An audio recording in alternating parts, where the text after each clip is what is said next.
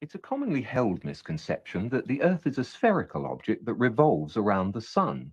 But the fact is, of course, that the Earth is a circular dish surrounded by a barrier of ice that explorers have been attempting to penetrate for centuries. 2,000 years ago, an Egyptian scholar by the name of Eratosthenes performed an experiment that he claimed proved the Earth to be a sphere. However, there are serious doubts about the accuracy of his data and his scientific procedures. Dr. Leo Ferrari explains. Oh, the Eratosthenes experiment is an experiment supposedly conducted in the 1st century, whereby this ingenious person was supposed to have proved, I say that in quotes, that the Earth was a sphere of some 4,000 miles radius.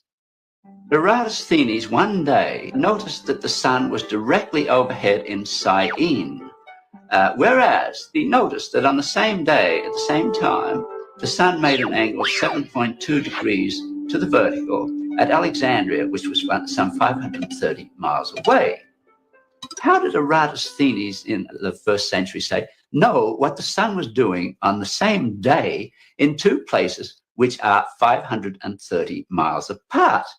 One can take all those same data, knowing that the Earth is flat. In one place, you have the sun directly overhead, and at another place, at the same time, at 530 miles away, let us suppose that it does make an angle of 7.2 degrees to the vertical. Then we have a right angle triangle, which it can be easily shown the sun is some 4,000 miles up in the sky. These superficial even considerations show that it's impossible. The whole thing, it's a story, a fairy story made up and mindlessly repeated in textbooks. Fortunately, not all scientific arguments are based on such questionable research.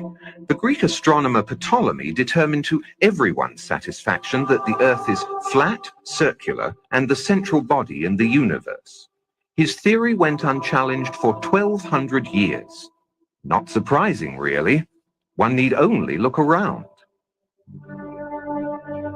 However, the notion that it was some other shape gained some acceptance during the Renaissance. These were impoverished times. Most writers, artists, and scientists could not support themselves through their work. They depended on the patronage of the upper class. Consequently, creative and original thinking men let their imaginations run rampant in order to attract support. In 1543, the Polish astronomer Copernicus suggested the bizarre notion that the Earth is a round ball that circles the sun. But his book emphasized it was only a hypothesis. He further avoided controversy by withholding the book for 13 years, and then by dying on the day it was published. So Copernicus' notion that the Earth was a ball you couldn't fall off of was readily embraced by businessmen. And when Magellan's crew claimed to have circumnavigated the globe in 1522, it was seen as a new piece in the scientific puzzle. But more importantly, it was seen as a strong psychological boost for free enterprise. It's also been seen as a huge publicity stunt.